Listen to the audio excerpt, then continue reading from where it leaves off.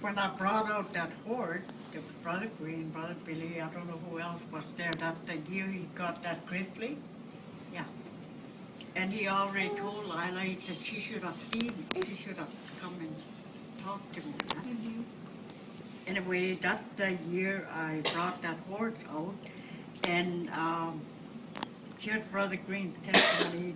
We were sitting in the cabin, we were all sitting there. He said, I was coming across the meadow with that horse, and he said, Brother Branham jumped up, grabbed his hat, his coat. He said he was almost on a run. He said, oh, there she is, he said. And he said, we all ran out after him. And I was just going to tie that horse, and this guy come walking up, and Oscar told me the night before, he said, look, like one of the state trucks is here. He said, it could have been Brother Branham, so I was looking for him. And he was talking to me. I thought he was in a crowd somewhere. And we were standing there talking and laughing until he said something that almost took me off my feet. And he said, Sister Louise, he said, I'll never forget when the angel of the Lord said to me in Ohio River, he said, as John the Baptist was sent forth before the coming of the Lord, he said, your message. And that's what he was telling me while I was standing by that horse. And right there, I don't know what happened. You know, like they say in the presence of the angel, you can't think anything, all your thoughts, everything go from you. Oh, I thought, oh, so that's him. It wasn't even there. That thought wasn't even there. Anyway, that day, I spent 5 hours with him. That's his heart desire. He wanted to see me. Yeah? And like the Indian parents don't talk to their girls about the birds and the bee. Yeah? You know, like we say in northern British Columbia about the fact of life. So I don't know what happened during that ride. I don't know. I know that my whole life was changed after. And Mom even thought I was drinking because I was daggering around the camp. And she told Rose, she said, you better go check her stuff. He said, she must be hiding a drink or something. Anyway, for 30 years, I thought I was walking on sponge like this. I was this high. I couldn't come down, you know. My feet were on the ground, but it don't look like it was touching the ground. I was just that high. And I was so quiet. Before then, I was so talkative. You ask Louise everything. She knows everything. She knows every answer. So I was popular. And after that, my whole life changed. It just, like there was a shooter that come to the camp. I didn't even want to see him. I didn't even want to talk to him. He thought, what happened to her, you know? And that's when I was telling this to the voice of God. I said, he wanted to take me out for coffee or something.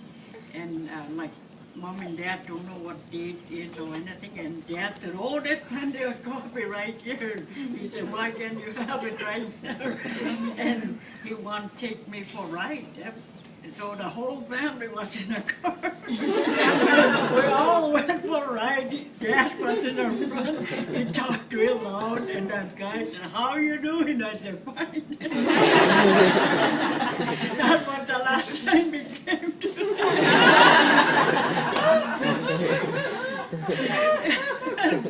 And Dad asked Mom, he said, what was that all about? He said, I think he wanted to see her, but you were in a front seat. And Dad said, that's where I want to sit.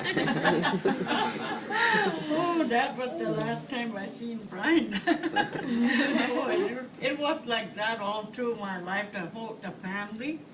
Anything I do, they wanted to be there, to partake. Like my brothers, they were curious. They wanted to know who I was going with and everything. You know, young boys. Life was like, yeah. And Mom got sick anyway. That was after he prayed for Mom. my sister and I were standing in a field. Remember, Lila didn't tell him who I was. Oscar wouldn't tell him who I was. Here comes, it was fall time. Rose and I were standing in a field. We were cutting hay for my brother. Huh? It was, we were about 2.5 miles down the field there, and my two brothers, Angus was over there, and Joe was just coming on a field, and Oscar coming with this, well, we thought he's just a hunter, you know.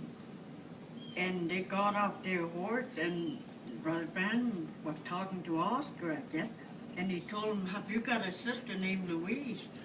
And Oscar said, yeah, she's here. He said, she's way out in the field. And he said, call her then. And we always saw with their hands waving like that. They like, and Angus, who was standing closer to them, yelled at Joe and said, I think they want to see her. They want to talk to Louise.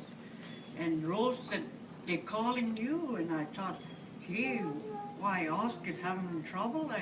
You know, he speaks good English. Why does he need me? Because when the stranger comes to the camp, because the rest of the family don't speak English, they look for me and they say, oh, come now, we don't know what he's saying, you know.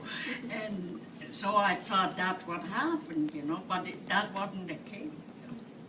And when I come up, like not too, I was just coming toward him, and he said, behold the handmaiden of the Lord, he said. And I thought, well, it's just a Catholic priest, you know, he's saying Hail Mary or something. And I thought, what is he doing here? Don't have a collar or anything. And he told me who he was, and he said, my name is Brother Branham. He said, I pray for the sick. At that time, it didn't mean nothing to me. Huh? You know, I never heard of him, never saw him. Nobody told me who he was. Although Lila was trying to tell me, this man prayed for the sick, and I didn't know it was him. Huh? So he said, your mom is not feeling well? Because Mom, Dad, and my brother Oscar never told us that. I knew Mom was laying on the bed, but I didn't know she was, you know, real sick. I didn't know that. They wouldn't tell us. Anyway, we came in a cabin, and he said, tell you, Mom, if I pray for her, that the Lord will heal her. And I did. Because Mom, Dad, they were prophets on her side of the family. Huh? And they know what laying of hands is, and when they, you know, like when they prayed for it, they get better. Huh? And Mom knew all this, because she told us when we were kids. Huh?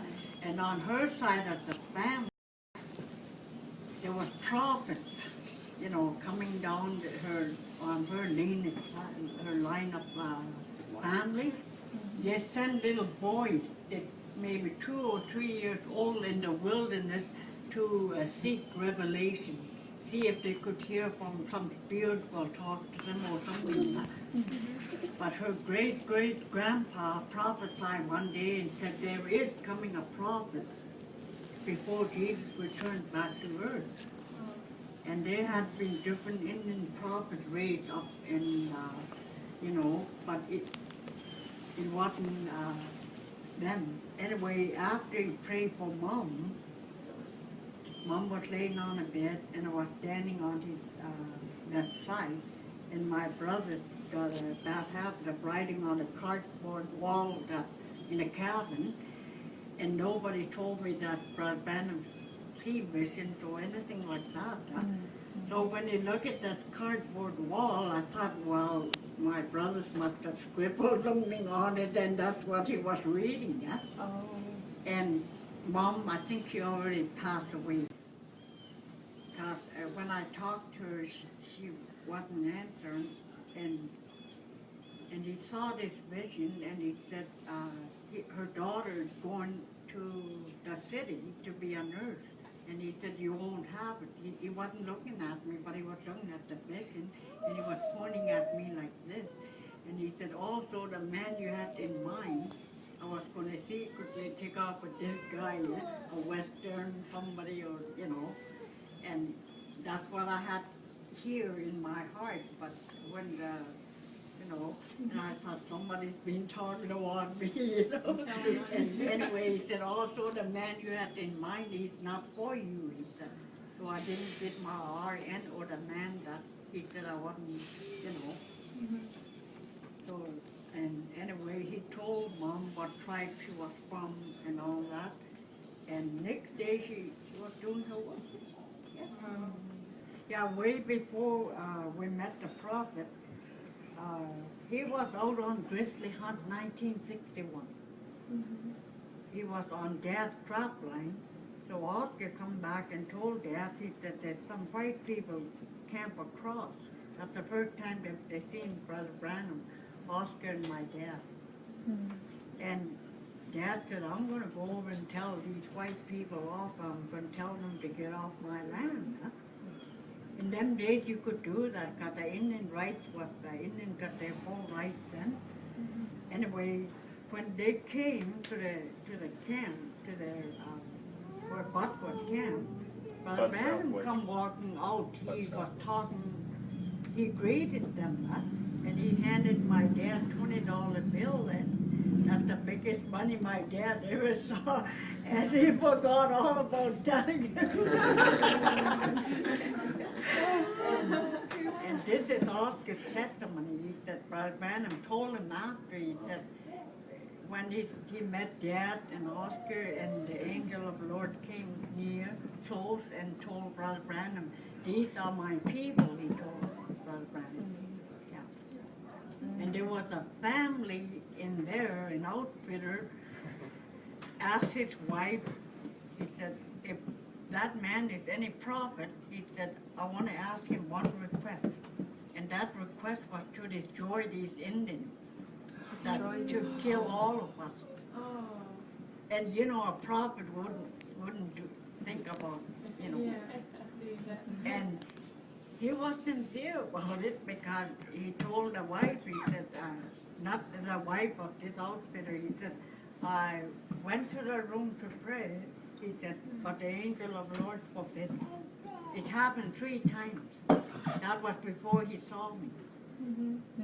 And like Brother Green said, God will not destroy any family if one, just for one person. He said, God will not, like even if your family is sick or in trouble or something, if one of you, if there's one in the family that he called, for that person's sake, he'll not destroy the whole, It's like as long as this Bible is in the camp, we were blessed. So my sister stole it one time, and she was blessed, and I was in town going without. So I got her daughter to steal that Bible back for me. And we called her Bible. So he signed this, he got his signature on it, and as long as this Bible is in the camp, there's no trouble.